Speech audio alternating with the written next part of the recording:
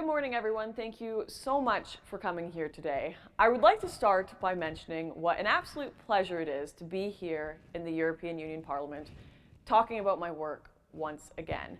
I must admit that I am surprised to be speaking here again. If I'd been told 2 years ago that I would be invited to the belly of the Marxist beast, the European Union, twice, I don't think I would be alone in being surprised. But now here I am, standing before you to talk about my work in journalism and my experiences of the world. As many of you will know, I started out as an activist, trying to highlight the changes I saw in my home country, changes that I believed were for the worst. Those of you who know me will have seen the video evidence.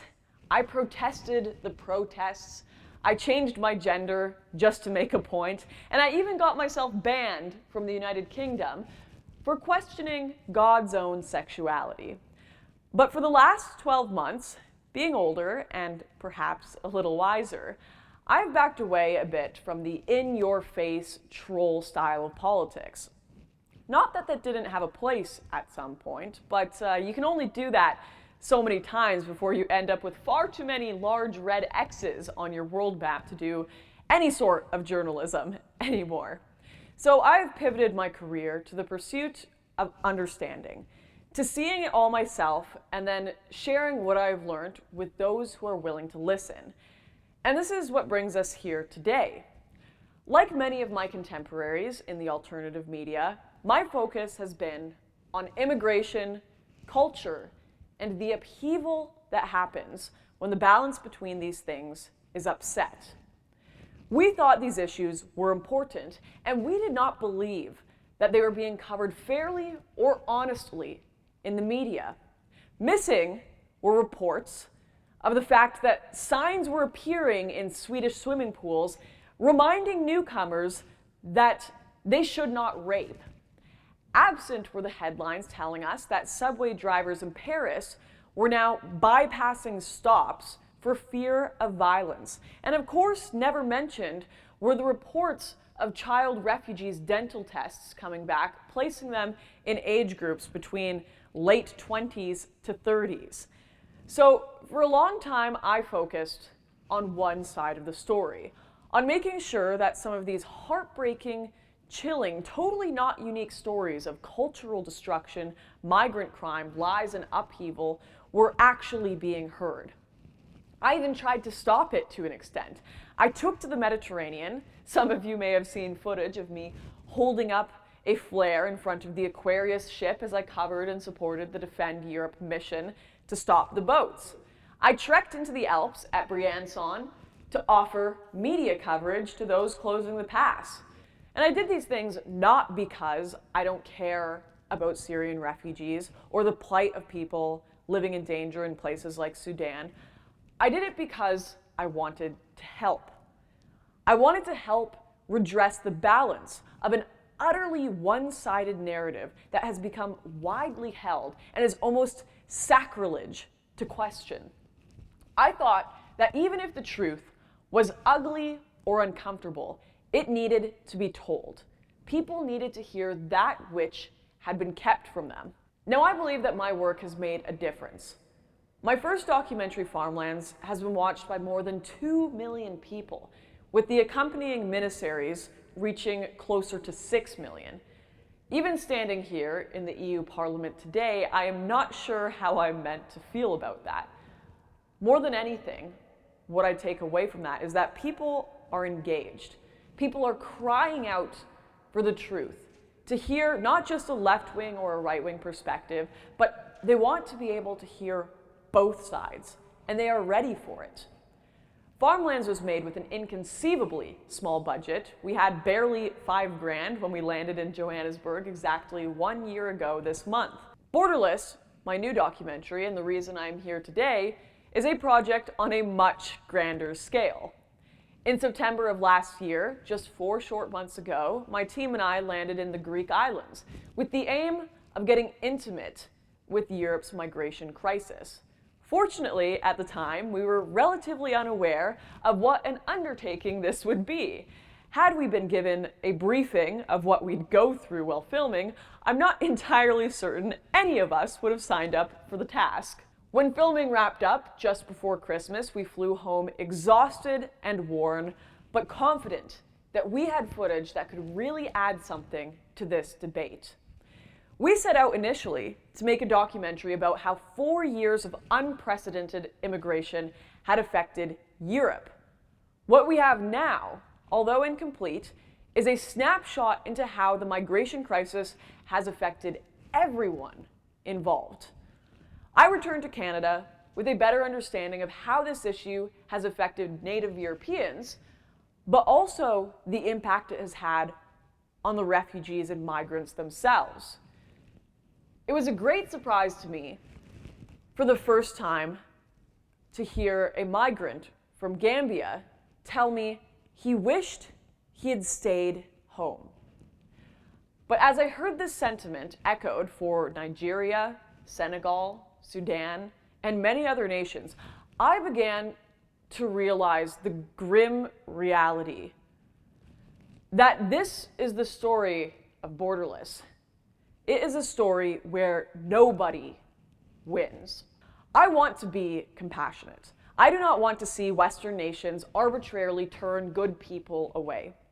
Refugee or otherwise, it is not disputed that Jesus Christ as a baby was forced to live in Egypt, or that as a child he was still unable to return to his place of birth. As a Christian, I am acutely aware of my responsibility to be compassionate and to be kind to all people. But despite the Christian aspirations of the Western world, the cultural reality of immigration often leaves little room for anything even closely resembling such idealism. Our compassion may be endless, can be endless, but a nation's resources are not. Take my home country, for example. Even without newly arriving refugees who are often poor or destitute, Canada has 1.2 million children living in poverty. More than 200,000 Canadians are left to sleep on the streets every year, and our national debt crisis has now ballooned to more than $1 trillion. It's an inconceivable amount of money, and yet every day, more and more people arrive in Canada than we can ever hope to afford to help. But while affordability is an important part of the conversation, it is far from the only consideration. The loss or degradation of culture will ultimately prove as costly, if not more, than mere resources. Good times come and go.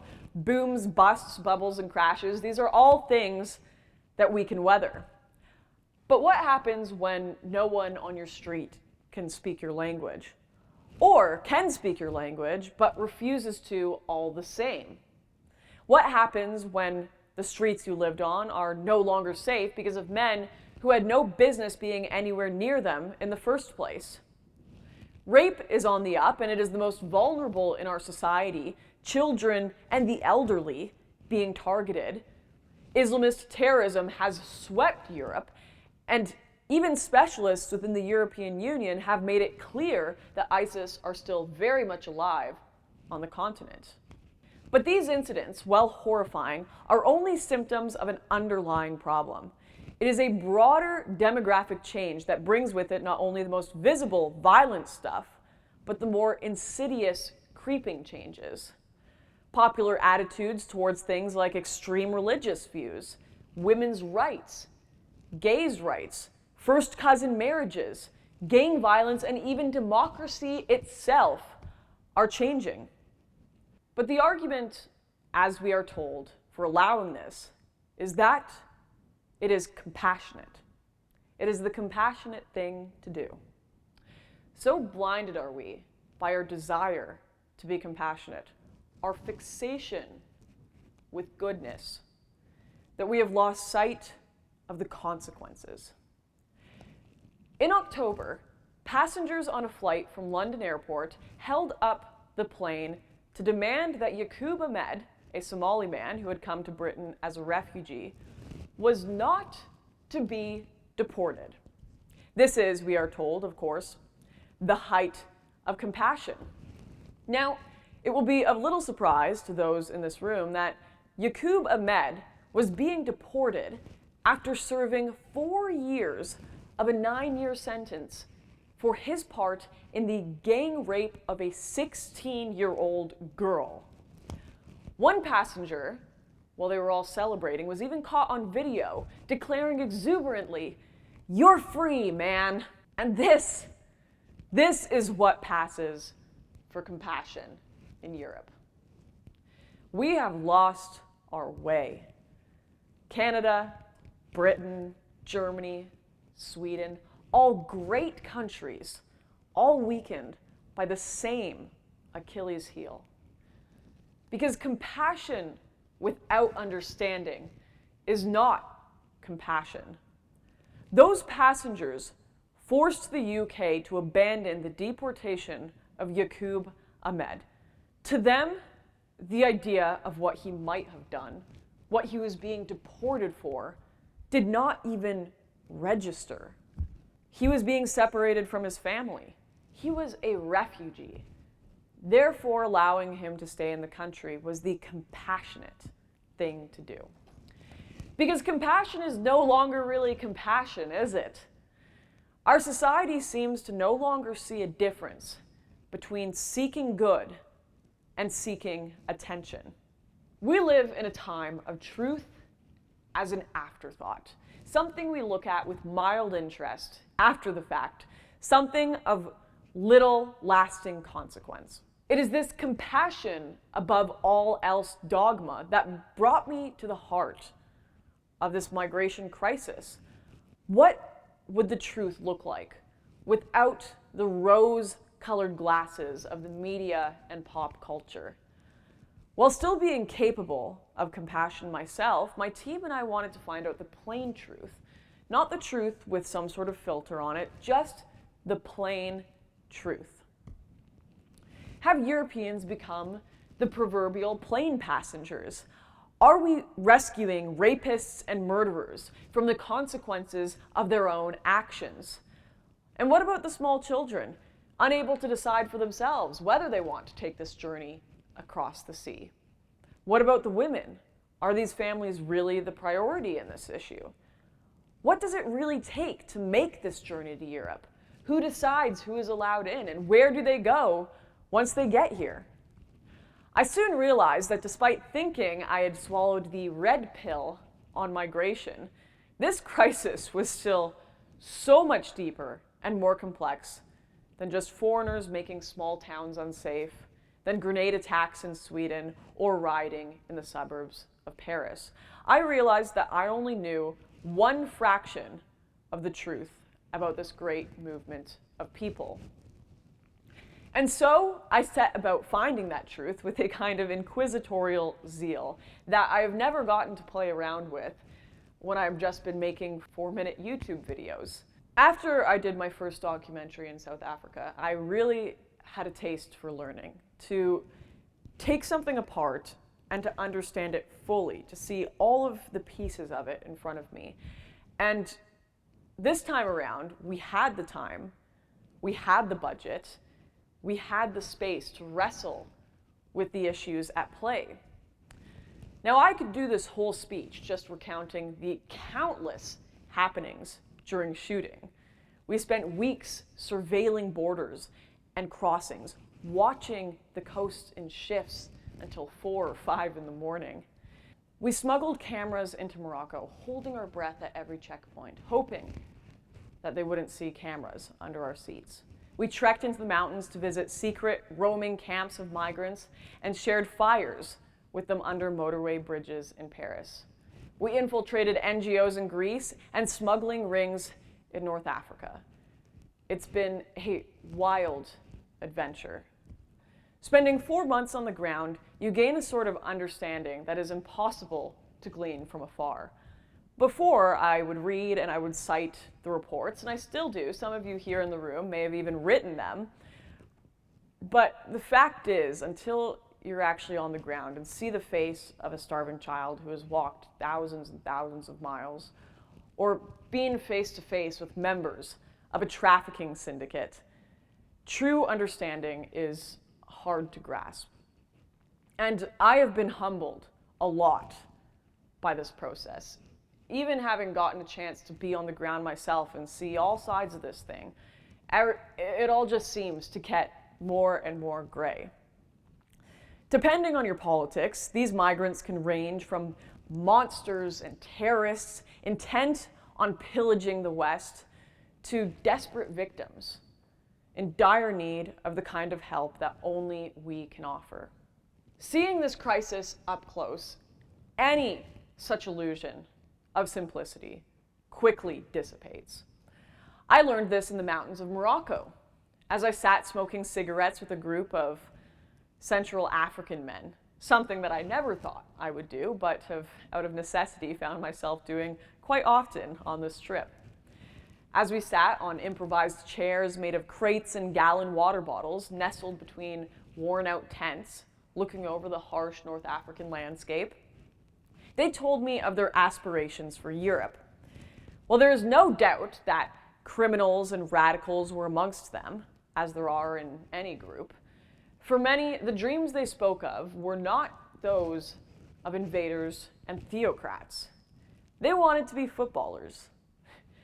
One Gambian man, no older than 20, was beaming as he told me of his aspirations to play for Chelsea, despite not ever having played professional football in his life. He told me how the police had smashed up their camp and taken their makeshift football away. Another man in another camp talked about his dream to be a rapper and how he couldn't make this happen in his home country. He even took out his cell phone and played some of his tunes for us, and I'm not gonna lie, they were actually pretty good. Some of the dreams that they had were only for safety or comfort, and others reunite with family, brothers, or parents.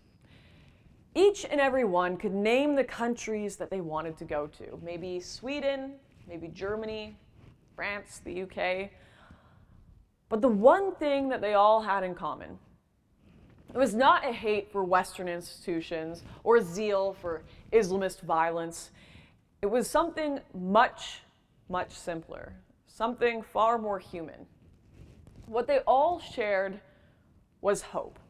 And who's to say that they don't deserve a shot at those dreams? We all know that they're far less likely to achieve any of them in Africa than in our Western world. But therein lies the rub. Well, I feel for the men that I met in that mountain camp. I have compassion for them. I also understand the truth of the situation as well.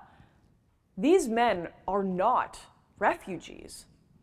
The Gambian footballer was hardly an invader determined to wipe out the Western world. He was a young boy with big dreams, a big heart, and a big, big smile. And I know that some of you here who know me or enjoy my work, you may be growing restive because after all the things I am saying there, it's not the rhetoric of my side or our side, but as I said at the beginning of this, I set out on this journey to find the truth and to report that truth back to you. And that means that I'm not going to stop telling you about the big, beautiful smile of that bright young boy who, honestly, he spoke more languages than most people in Canada. But I'm not going to stand here either and tell you and insist that he has a right to come to Europe, as much as there is nothing wrong with his desire to do so. Instead, I'm going to tell you how this story actually ends. When we stopped to film in Paris, we talked to locals who told us that Paris is not Paris any longer. We were shown around by people who lamented what they saw as the total degradation of the most beautiful city in the world. Of course, the Louvre is still there. Of course, the Arc de Triomphe is still standing, and all the cozy little romantic restaurants. You could holiday there and not really recognize a change other than a few extra fences and armed guards. But for the people who live in Paris, it has become a dangerous, dirty, and hostile city. Under motorway bridges, migrants converge in small, temporary camps. Small tent villages where like meets like. There is an Afghan camp where the men were delirious on drugs and they would throw rocks at us when we approached too closely with our cameras.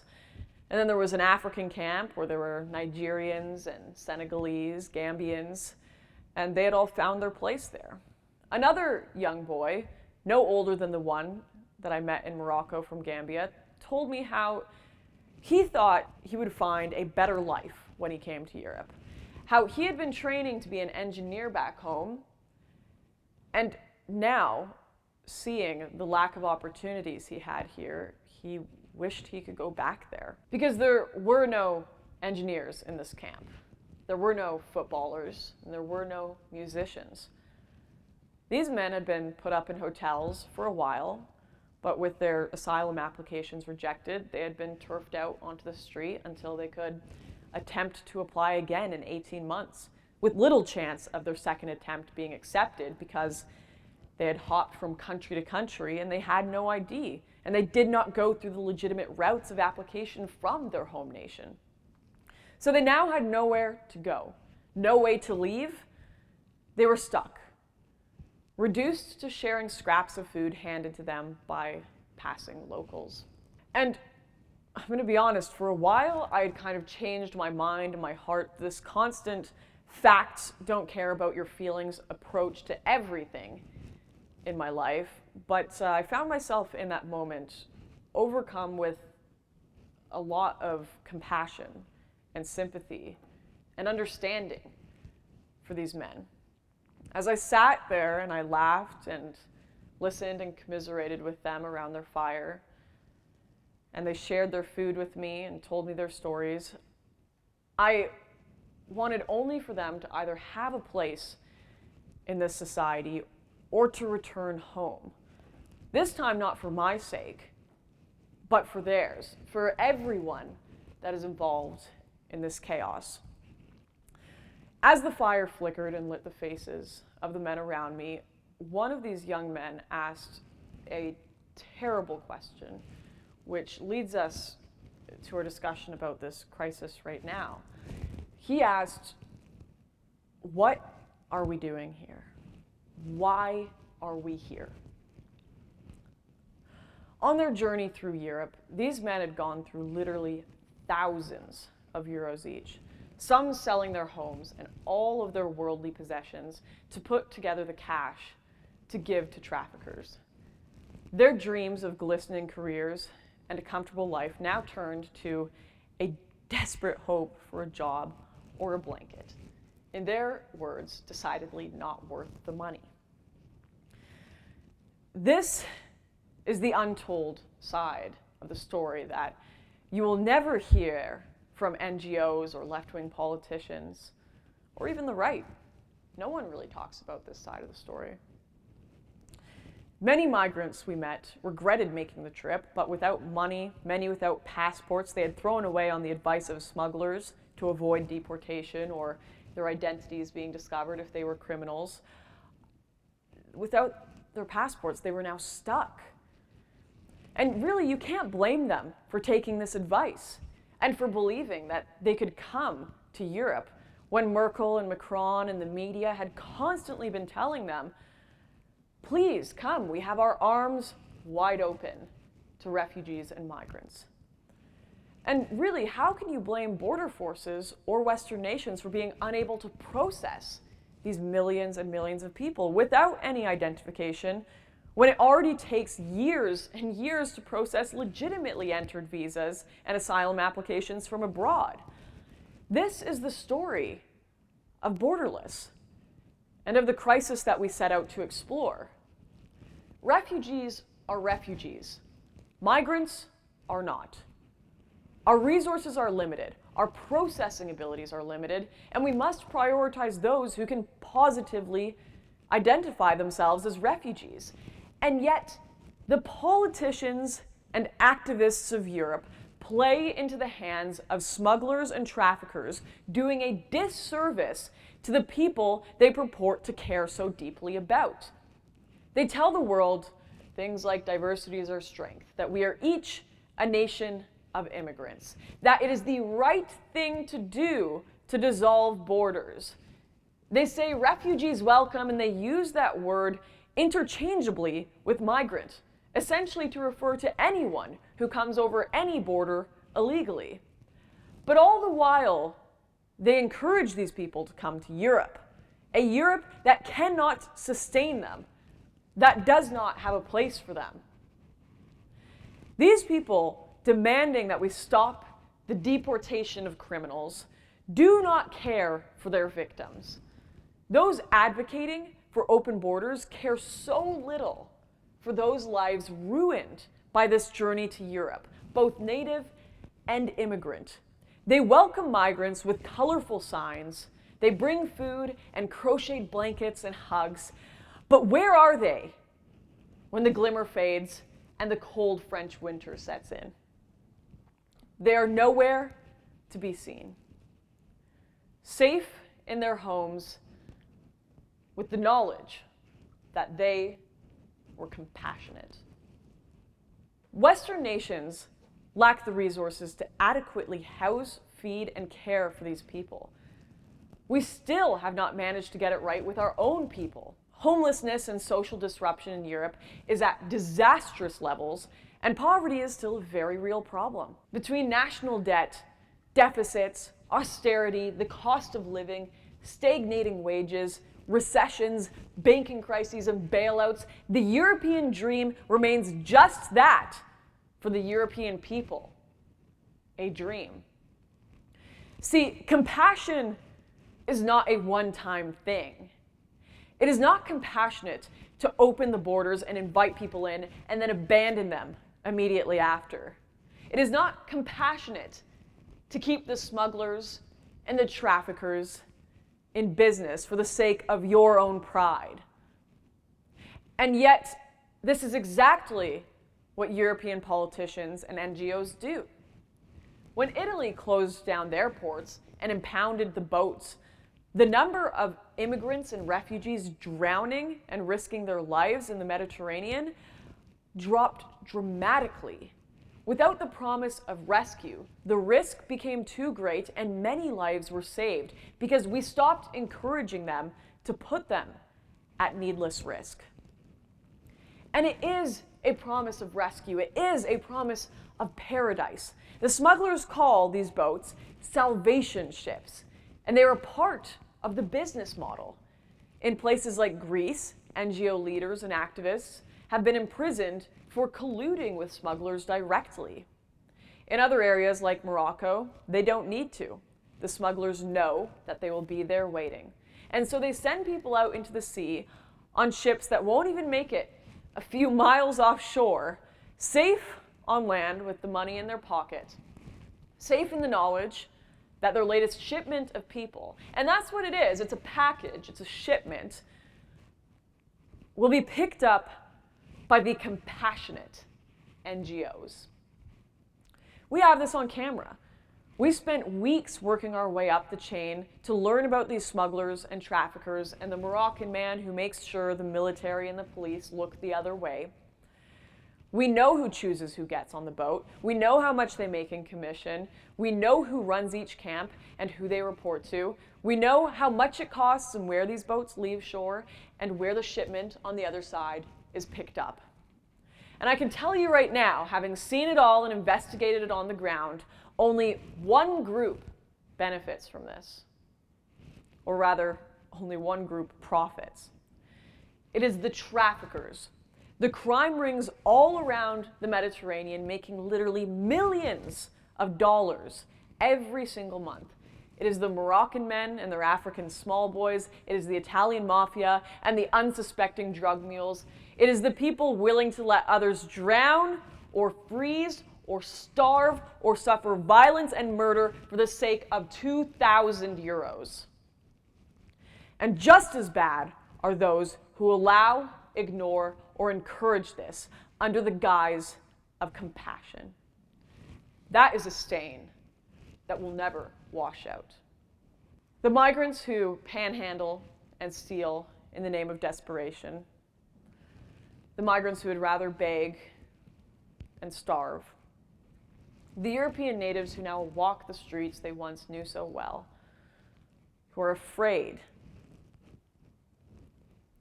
The parents worried for their children's safety the elderly who are mugged and beaten in our major cities, the children whose bodies now lay at the bottom of the Mediterranean.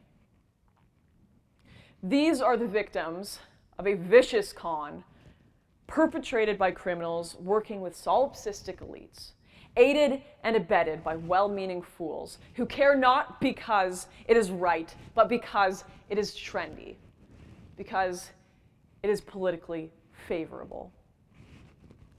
Many here will know too well the jokes we can no longer tell, the words we can no longer use, the characters or shows and songs that have been cast on the pyre of political correctness. These losses, although individually small, add up to something greater. But even the loss of these things pales in comparison to what we are casting away in our pursuit of political correctness, namely our culture, our history, our future, our security, and perhaps most disturbingly, the lives of countless Europeans, immigrants, and refugees alike. When the self-aggrandizing glimmer of our compassion fades away, we will realize that we paid for it with the lives of innocents of every race, every creed, and every religion. And this is the story of a borderless Europe. It is a story where nobody wins.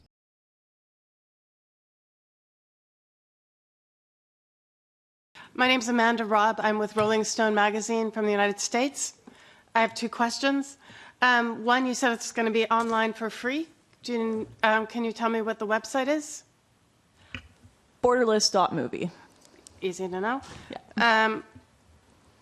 And do you know, actually this is a follow-up question to that one, how you're going to publicize it? Like, how are people going to find it? How are people going to find it? Of course, I've got multiple social media platforms, Twitter, YouTube, Facebook, that we'll use to publicize it, but we'll also hopefully be doing plenty of interviews and speeches like this. Billboards as well. We're going to be doing things like Billboards around this building, around Brussels. So we've kind of already started putting our heads together a little bit on it, but we're going to be causing quite a bit of chaos to make sure that people know this is happening. Yeah. Luckily, marketing before they did this. And the second one is, you said you had a much bigger budget, and it looked like there was a big budget, the aerial shots and stuff. Who's funding this, or who funded you? It was, people don't believe us because we spent a lot of money on security and fixers. It was an expensive project. Like, it wasn't just the three of us rocking around South Africa in a car, which was what we did, sleeping on people's couches. We have a mass of individuals, honestly, just like so many people who are tired of hearing partisan content just from one perspective, not telling the negative side, not telling the full story of this migrant crisis. And we're going to show both sides. Even in my speech, I talked about this. The refugees, the migrants, they have had a hell of a hard time. We're not going to cover that up. We're not going to lie and pretend that they're all invaders, but we're not going to pretend that this hasn't had catastrophic consequences for Europe either. We're not going to pretend that these NGOs and traffickers are helping anyone. We're going to show the truth of what's going on, and people are desperate for that. And so we've got lots and lots of individuals, not big corporations, not governments, individuals funding us. Sorry, Mohammed, my friend, the Imam of Peace. What would you like to ask? Thank you very much. My name is Imam Tawhidi.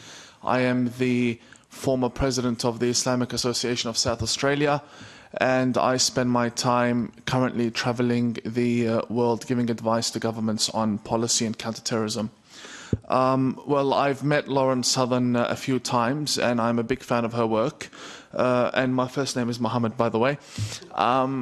Lauren, I'm going to be honest with you. I follow you on Twitter, and when you first put your the borderless image out, the banner of borderless, I thought it was just going to be another hit job. And many people would have thought the same, that this is a right-wing activist that has done that. She's making an interview, a documentary interviewing people, just against migration. And now that I am here, Well, firstly, I'm very happy I'm here, and I congratulate you on this amazing work. Very vitally important, educational, full of facts. You know, you've backed everything up with your sources. And, you know, I've been following you for a good 2 years now, and I've met with you several times. Watching your development in what you do, you are taking great steps in the right direction, and I really congratulate you on that, and thank you very much for what you do.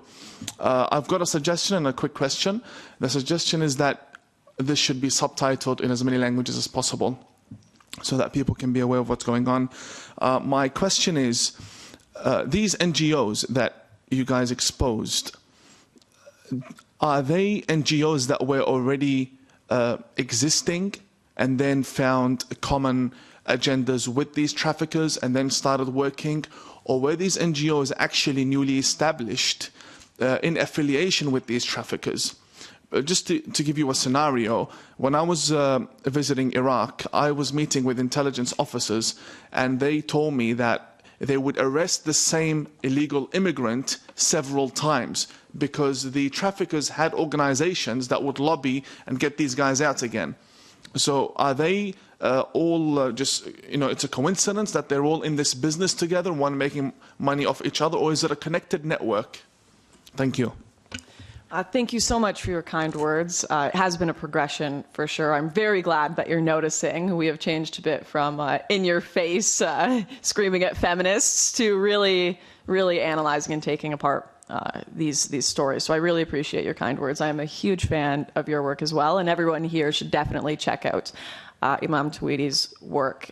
And just to answer your question, that's a fascinating question that we are still, honestly, as we watch the footage, trying to figure out ourselves. A lot of these organizations have existed for a long time, since the beginning of the migrant crisis. ERCI, about 3 years, but you'll notice some of the most corrupt ones were started a little bit after the Syrian refugee crisis, because it's these opportunists that look at it and they say, I could make something out of this. I could make a lot of money out of this. I could start an NGO. I could, and my belief, personally, I can't say this 100% backed up, but I believe it was naturally progressing relationships with these traffickers that they started, as they sent the boats out, they started to make contact. Because how it works is the traffickers actually hide amongst the migrants, because if they get, so when we were in Turkey, we were in an olive field, lying on the ground with all of these migrants. It was one of the most bizarre experiences of my life, hiding under these trees as gendarme helicopters are over us. We're panicking, because if we get arrested with these migrants, we're just going to go to jail for a very long time as human traffickers, basically. So we're all hiding under these trees, and we find out the boat is not coming. We're like, why isn't the boat coming? We're on the shore here. And one of the men comes up to us and he says, the traffickers know you are here, and we don't want any journalists when we pick the people up. And we're wondering, how do the traffickers know we're here? They're on the boat. And we discovered that they hide traffickers amongst the group of migrants to kind of guide them to the spot to go and to watch if they get arrested, and to phone up the boats and let them know, come to the land or don't come to the land. So we ended up ducking out and leaving because we didn't want them to get angry at us. So we just left them alone, and we don't know to this day whether the boat eventually came. It would have eventually come and picked them up because they paid.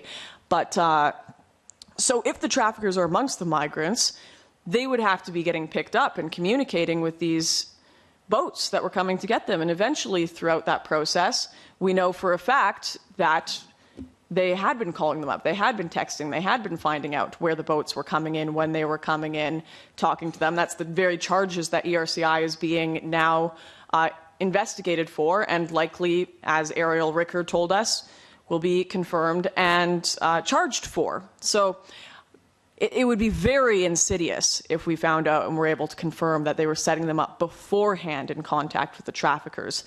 I don't think it's entirely unlikely, but that would be some scary stuff. Okay, I'm going to have to wrap up, actually, because we're going to have to vote in a minute, and I've got to do another interview quickly before I go in. Go on, Christina, ask one more quick question. Very quick. Ultimately, who's behind this? Whose interest is all this? Who? This place. This place. The UN. The governments, the left liberal governments, Merkel, Macron, Sarkozy, Hollande, all they all collaborated together. They all went to Marrakesh and they signed the UN Marrakesh Global Migrant Compact. Nobody authorised our governments to do it.